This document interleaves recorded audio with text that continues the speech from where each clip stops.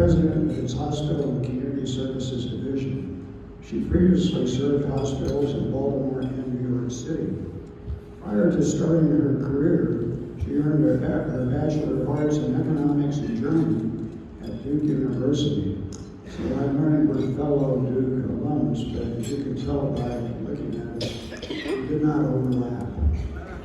She then earned a Master in Administrative Science and Management from Johns Hopkins University.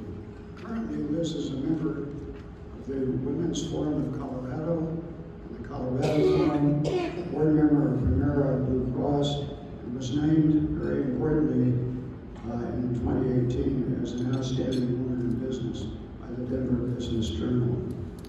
Under her leadership, UCHealth now includes 12 Colorado hospitals with about 2,000 inpatient beds and more than 150 clinics in Colorado, southern Wyoming, and western Nebraska. Her leadership is focused on strategic partnerships, expansion of the system's footprint in the region, developing new models of care, as well as improving patient access and experience, and also supporting the academic mission. She is stressing that UCHealth foster new innovations and technologies, support the care of each and every individual patient, and improve overall health in our population. Today, her talk is entitled UCHealth and its Commitment to Improving Lives Throughout Colorado. And she will give us, during this talk, I believe, an overview of UCHealth and its commitment to improving lives, sharing how UCHealth is advancing medicine through research and innovation, but very importantly, she will also discuss some of the major challenges facing us in the healthcare industry today. Liz?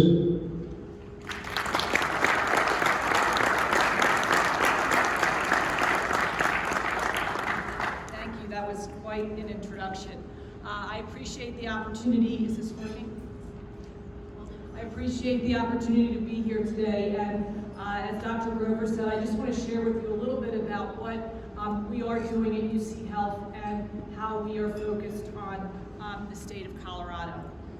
So for starters, as many of you know, we are a Colorado-based organization, but we are a separate institution and a separate 501c3 nonprofit organization from the university. While we are very tightly aligned, we are not one organization. And as you heard, we are 12 hospitals, and our flagship hospital is the University of Colorado Hospital on the Anschutz Medical Campus. We see about 30% of the population of Colorado, something that we are very proud of, and we are very focused on making sure that we address and make ourselves accessible to all of the people that live in Colorado. We have about 24,000 employees, and as we have grown, and as Colorado grows, we see more and more individuals wanting to come to the university health system for their care. In fact, 498 new patients come to us each and every day. Those are patients who have never, ever experienced our care before. So we are a growing, vibrant organization whose sole mission is to improve the lives of the residents of Colorado and beyond. And so I like the teaser that Fred Lawrence gave. We focus every single day on how can we make sure that we treat our patients so that they can go on and lead their extraordinary lives and improve their lives. We also view our role in the community as something that is very important. We believe that we are an asset in the community, and that we see people from every corner, every zip code within the state of Colorado. In fact, almost 100%, 99.9. I, of course, had to ask my marketing and strategic planning person, what is the 0.1%? It is a small community called Bedford, Colorado, which is on the western slope, and it has a population of about 93. So we just haven't treated anyone from that specific region. But we do see, as I said, patients throughout the state, and we transfer a lot of patients, not just from Colorado, but also from the surrounding states, into our main facilities. In fact, almost 12,000 a year. So from a resource perspective, we really view it as our obligation that when patients get sick and they're in hospitals that may be rural and not have all the the specialty services that we do, we just say yes. We make sure that we accept anyone that needs to come to our facilities. We're the only comprehensive transplant center in the region, and we are the main teaching partner for the School of Medicine. 50% of the physicians that practice in Colorado are trained in Colorado, and so most of them train at our facilities. So again, there's only one medical school in the state of Colorado. As I said, I think it's important that we recognize that not everybody can afford care, and so we have commercial insurance, Medicare, care for the elderly, as you all know, and Medicaid for those patients that can't afford their own insurance. We are the largest Medicaid provider in the state. We see we're almost a quarter of all the Medicaid patients across all of our hospitals. We feel very strongly that patients, individuals, residents deserve to see and have the care that they need. So we make sure that we treat all comers, and that's part of our mission, and we will continue to do that. And why I focus on this is because neither Medicare nor Medicaid cover the cost of care that it actually costs to treat patients. So we need to make sure that we see enough commercial patients so that we can continue to see these Medicaid and Medicare patients. And as we have all the challenges with regard to the cost of healthcare, unfortunately, less and less organizations, physicians, and health systems are seeing Medicaid patients. I just wanted to spend a few moments now sharing with you what we really focus on each and every day and what the focus is of UCHealth. As I said, we really work to improve and innovate the ways that we care for our patients so that we can make sure they go on to lead those extraordinary lives and focus on our mission of improving lives. So what does that mean, and how do we actually do that? Well, one thing that we do is we focus relentlessly on quality. And if you look across all of our hospitals, and those hospitals that aren't listed are because we've opened a couple of new ones, specifically one in Greeley and one in Highlands Ranch, and we don't have enough data on them to be up here, but all of our other ones are. We focus on making sure that we provide excellent quality care, which means we benchmark ourselves against all the thousands of hospitals nationally with the goal of always being in the top 10%. And why is it important to be in the top 10%? The reason it's so important to be one of the best quality hospitals in the country is because it means that your patients are having better outcomes. It means that you have a better chance of survival if you go to a hospital that has better quality outcomes than one that has not such great quality outcomes. So if you just compare being at the 90th percentile versus the 50th percentile for our patient, the number of patients we see, it's over 150 more patients that are surviving than would be expected to survive. So we never lose focus on the fact that our quality outcomes are a differentiator, and that's what we're here to do, to make sure that patients come in and have great outcomes so they can go on, as we say, and lead their extraordinary lives. We also recognize that healthcare cost is a huge challenge, and we need to be part of the solution. So we focus very much on how do we actually reduce the cost of healthcare. So all of the new facilities that we have expanded and opened have been at a lower price point. We also have been very focused on having facilities outpatient in an ambulatory environment that is less expensive and more accessible to our patients. The new hospitals that we've opened are less expensive. We also want to make sure that no one is ever surprised with the cost of their health care. So we've actually, have any of you been to UCHealth? Any of our facilities? So we have an app. I don't know if any of you have been on it to schedule appointments and to get information. On that app, you actually can look at the cost of a procedure, and we actually hit it up against your exact insurance so that you can know with your deductible how much a service will actually cost you, because the last thing we want is for you to be surprised when you come to see us for care. We also are very focused on, when you look at the cost of care, how can we prevent someone from coming to an emergency room, or what can we do from a preventative perspective to avoid the more expensive care that they have. So we're very focused on managing across the population and seeing what we can do to reduce the cost of health care. this is something that's going to be a focus for our entire lives because we recognize it's a real challenge. We also recognize that there is a behavioral health crisis in the country, and there certainly is one in the state. So to that end, this year we have announced a $100 million commitment to behavioral health. We also have initiated a $25 million dollar-for-dollar match, so I heard you were asking for support for your Rotary goals. We also have goals, so if we've committed as an organization $100 million, and if anyone wants to match the $25 million, I'm happy to talk to any of you afterwards, but any little bit helps. So I smile about it, but behavioral health is a huge issue. And so 3 of the areas that we are committed to focusing on to improve the health of the residents of Colorado are to integrate behavioral health in primary care.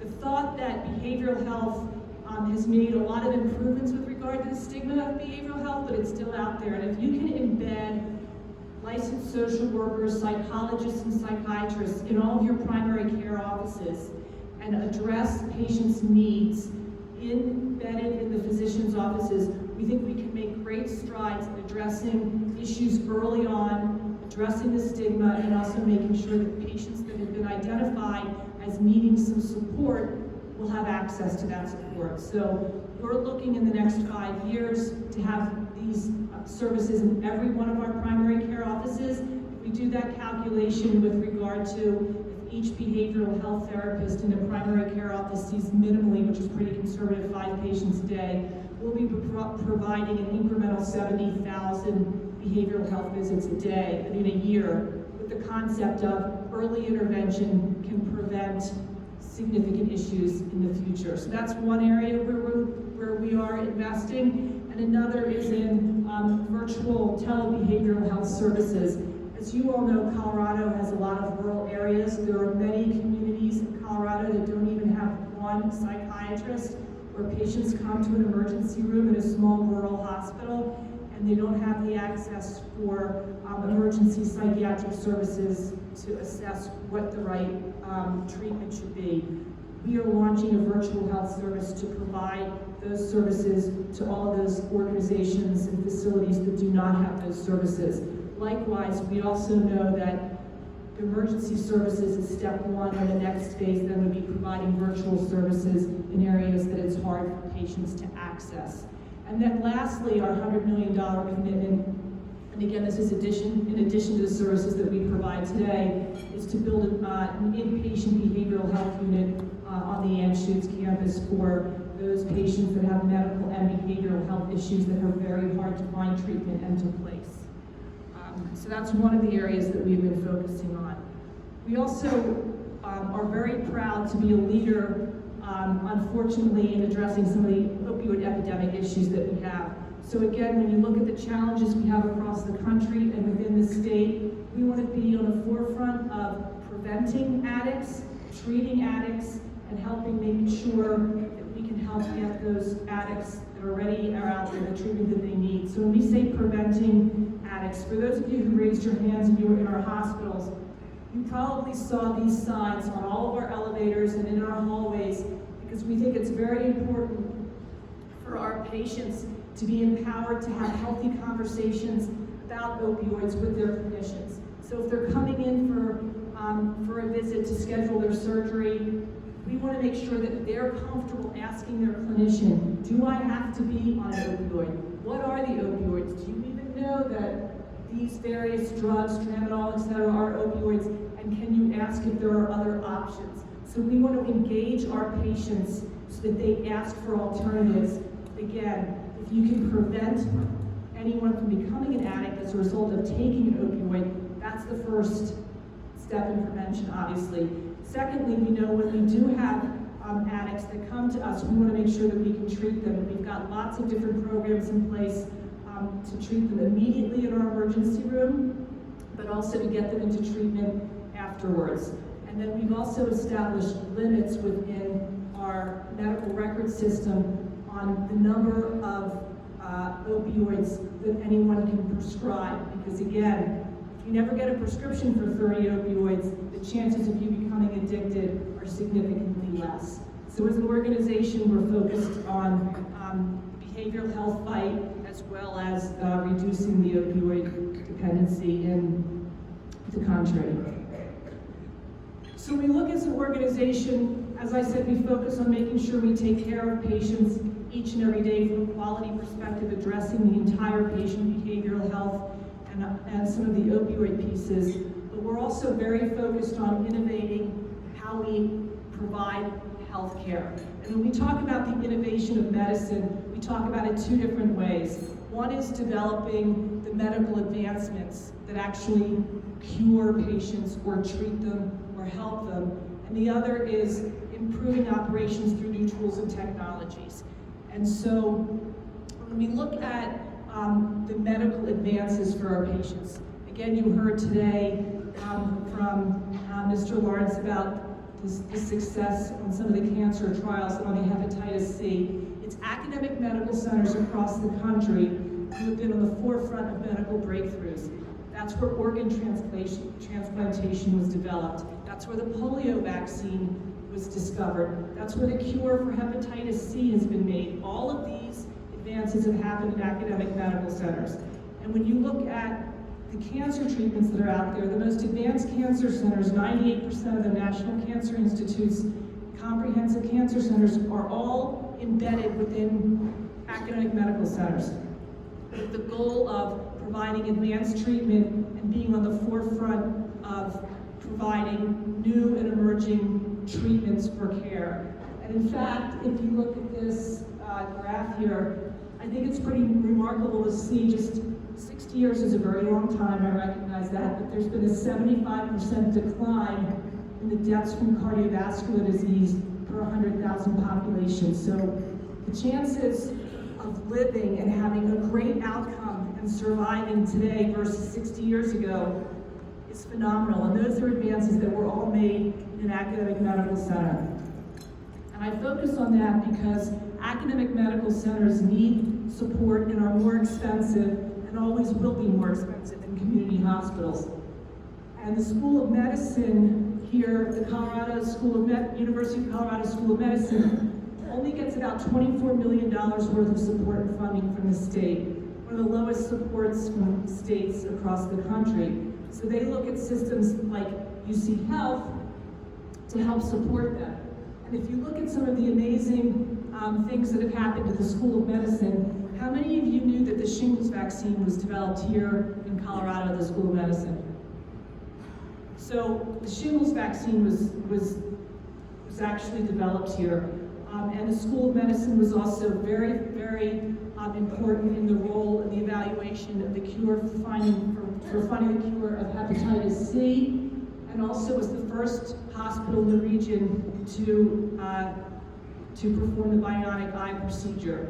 This bionic eye procedure is just one example. It's actually a woman who was blind and brought as a result of the advanced technology and the trials that are going on at UCHealth in conjunction with the School of Medicine, she can now see again.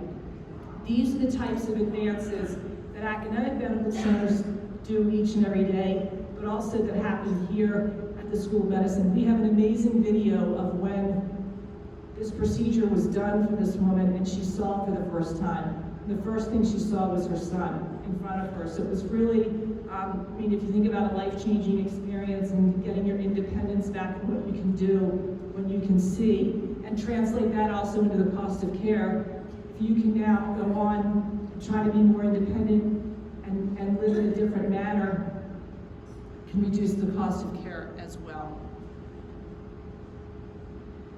The other component of the advancement of science across the the country and what's happening here in Colorado, we at UCHealth are investing in personalized medicine. I don't know how many of you have heard about personalized medicine, but what we actually are doing is we have a biobank that actually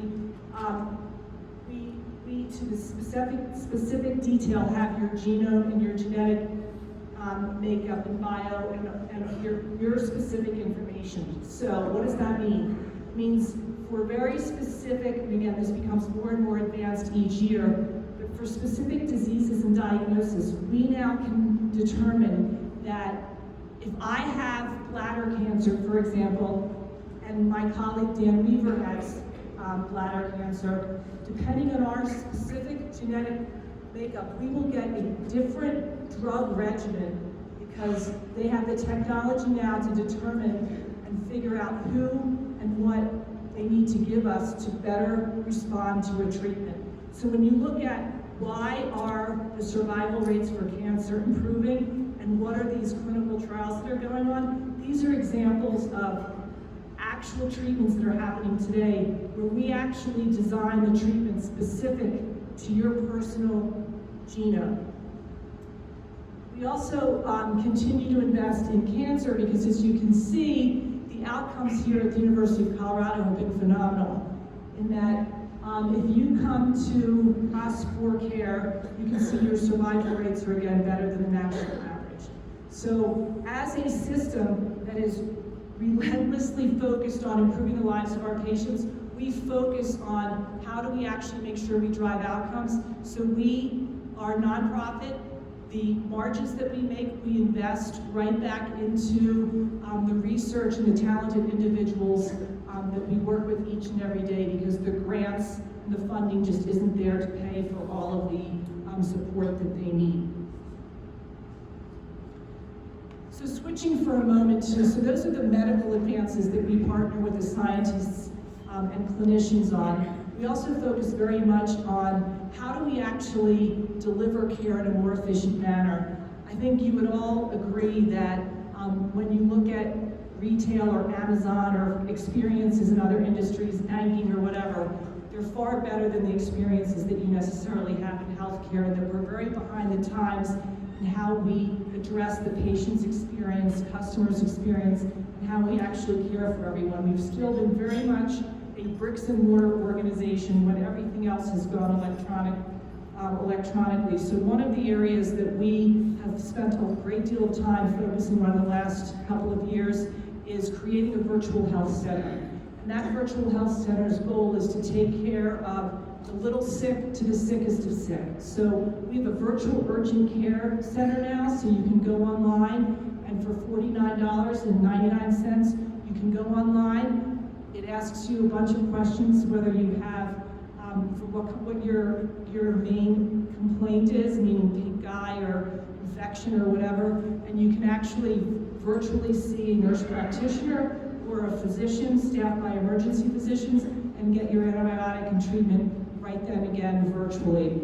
We also recognize that as we look at people that are spread out across Colorado, and especially with the traffic as it is today, if you're at, for example, a Longs Peak hospital, you don't necessarily, if you get sicker and you need to have intensive care treatment by a specialist, you don't always want to have to be transferred to the Anschutz campus. So we actually have our intensive care physicians monitoring remotely our patients in Longs Peak, so they're getting the exact same care as they would be getting at the higher acuity hospital without having to be transferred, so they can stay close to home at a lower cost. And that we can do because we monitor, and all of our equipment and all of our information systems are all integrated. We also use advanced data analytics to determine the millions of pieces of data that are coming in on all of our patients every day. Who is at risk for potentially having an event, specific events, for example, sepsis, which is an infection that has a very, very high mortality rate. We have sophisticated algorithms that literally scans all of our patients that are in the hospital to say, we notice these 3 variables have happened. Your temperature went up or something happened. And then we have a physician with a team of nurses that then hone in on that patient and call the clinician that's at the bedside and say, we're worried about this specific patient. So these are the types of things that we can do in our virtual health center. We also have a lot of patients that have various dementia issues, and they need one-on-one sitters. Again, a very costly solution. We now have cameras in our patient rooms, so we have remote sitters looking at those patients that are constantly talking to them if they get up to see if they need something. So when you look at the future of where healthcare is going, the virtual landscape is going to have a big, big impact. Another area that we're very focused on are these wearable devices. This is an actual device. costs about $30. And we can track all of these metrics that you see on the screen here. We've just gotten FDA approval in the last month with this company called Biointelligence, with the goal of, if you can monitor people at home, they don't need to be in the hospital. So if you just think about where we're going with this, and again, the cost and quality implications. So you're in the hospital, you've just had surgery, we want to keep you for 2 more days to monitor and make sure everything's fine. We don't need to keep you in the hospital anymore. We can send you home and monitor you remotely. Or if you're going to have valve replacement surgery and we want to make sure that we ask you, have you had a fever in the last couple of days or 2 weeks specifically? Patients tell us no, they haven't. Now, when our surgeons see the patient, we can say, can you put this monitor on? And we'll monitor you and we'll be able to tell whether you actually have had a fever in the last 2 weeks. Because if you had a fever in the last 2 weeks, the chances of getting an infection with a valve replacement go up. So these are the types of things that we will be able to do. And it's actually the CEO of this company, who is a former cardiac surgeon, was just actually called by the CDC to say, since you can monitor temperature and cough, could you monitor patients for the coronavirus? And so if you think about, what do you want to do? You want to isolate people that are infected. So if you can remotely monitor a patient. Now again, we don't have the algorithms to say for the coronavirus, for example, but if you're trying to monitor 1 million people, you gave 1 million people these wearables, and you had the algorithms to be able to say, just tell me the patients that coughed and had a fever, and you can sort out 95% of the population, and then you check on those 5%, the implications are significant. So as an organization, we are very focused on how we can use wearables to help advance the treatment of care and also keep patients out of the hospital and back in the homes where they want to. When someone has joint replacement surgery, we want to make sure they're walking as soon as they're done with the surgery and they're walking at home. We can monitor this. So lots of great implications. So when you look at the future of medicine, I think it's incredibly bright. We've got amazing scientists that are coming up with new treatments.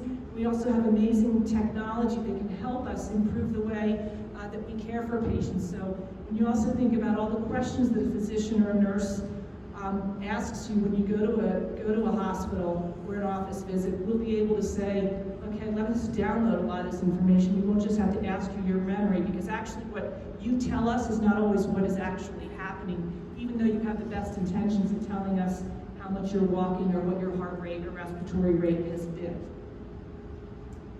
So moving along, while I think the future is great, we certainly have some risks and challenges as an industry. The political and regulatory uncertainty, both the state, particularly in this state, are significant, and it is a major topic conversation every day with the politicians, with front page always on the Wall Street Journal. So healthcare is in the line of fire, and so constantly being challenged. We also have a lot of disruption. We've seen a lot of integration, for example, with insurance companies and pharmacies, and a lot of other organizations coming in to disrupt healthcare as we traditionally know it. I actually think the disruption is great because we haven't met the needs of the patients and the consumers, so if it forces us all to get better, it's exactly what we should be doing. I do think the political and regulatory landscape is the biggest challenge we have here in Colorado. You've probably heard a lot about the public option that the governor is proposing. We agree with the governor that the cost of insurance and the premiums and the cost of healthcare absolutely have to come down, but just for grounding, we have the 9th lowest insurance premiums in the country, and they're inflating at a rate that's the 2nd lowest in the country. That's not to say we do not have a healthcare problem, cost problem, we do, but our starting point isn't so bad. And so the challenge that we have is the proposal to implement a public option which would set rates on hospitals, whereas we as an organization believe that we should be looking at the total cost of care and how do we reduce the total cost of care which would then reduce the premiums for everyone in the room. So we're very focused on how do we actually do that. We're hoping to be able to work with the legislators and the administration to see how we actually can collectively work to reduce that cost of care. So quickly, I hope I gave you a little bit of a flavor about some of the things that we're doing at UCHealth, but if there are 4 things I'd like you to just take away from today, one is, as an organization, UCHealth is Colorado-based. We are absolutely committed to Colorado and always will be. We are very focused on improving the lives of our patients. We want our patients to go on and lead those extraordinary lives that they do, and we can only let them do that if we're focused on always making them better. We're focused on reducing the cost of care, and we're very focused on defining the future of medicine and how medicine will actually look tomorrow, in the next year, and the years after that. So that, in a quick nutshell, is a little bit about UCHealth, and I'm happy to answer any questions that any of you may have.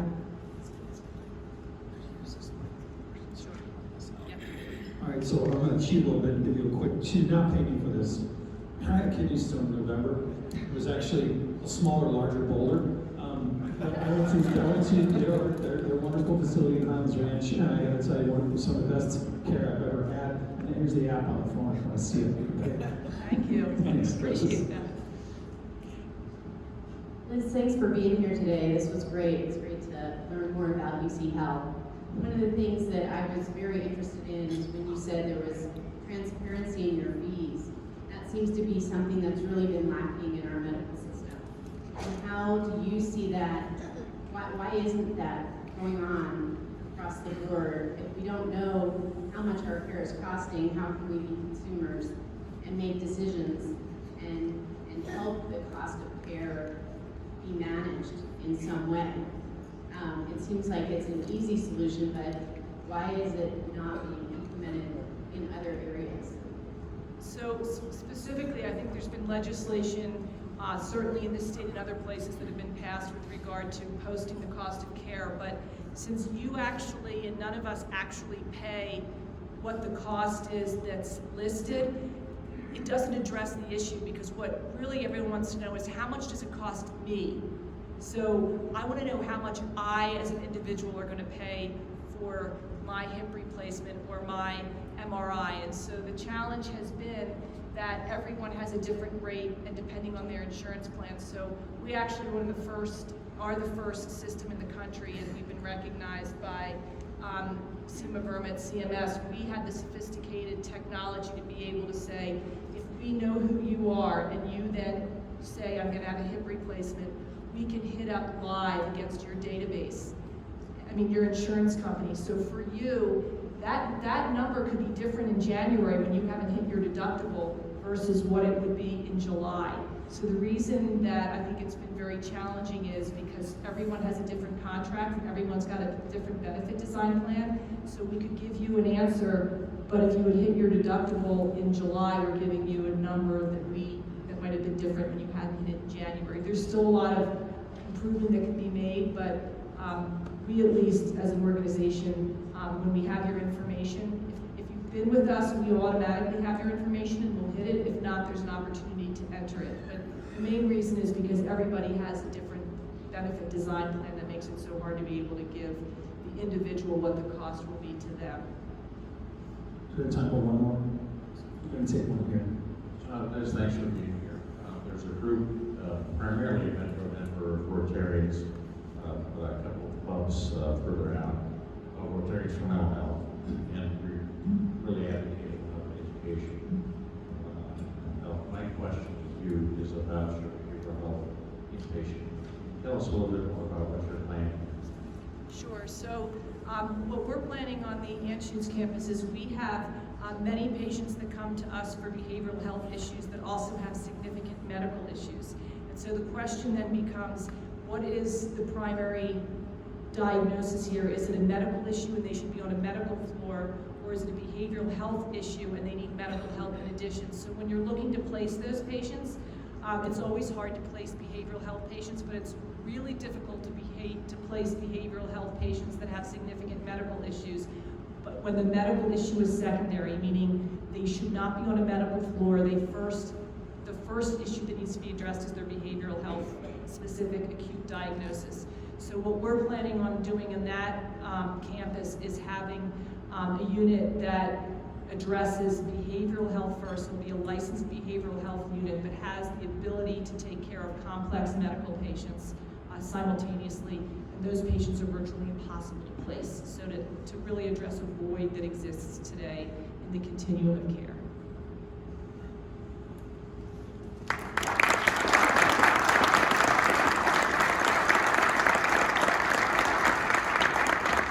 Thank you, Liz. That was a great story about what UCHealth is doing for us here. It's vitally important to Colorado to have the resources that we do, to live extraordinary and to be extraordinary and to be able to, and to be healthy. And Liz, thank you for leaving Pittsburgh, Baltimore, back to the Mid-Atlantic and coming out to Colorado to lead this system.